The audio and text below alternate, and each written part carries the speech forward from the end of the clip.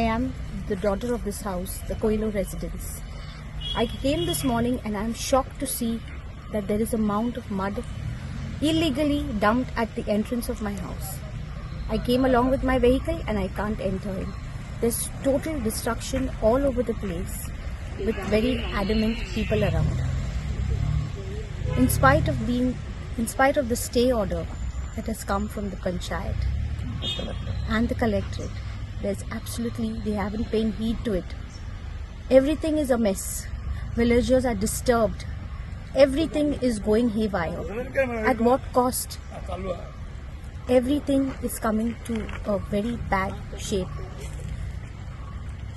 This place over here, as you can see, today morning they violently came with their trucks and they tried to come and just crush down the level of the place.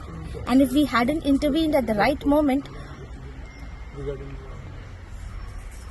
my gates would have come down. And for what? It's mine. It's ours. Velsao belongs to all of us. And the tracks,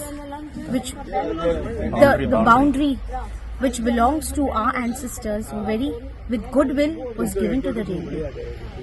And today, the generation is suffering.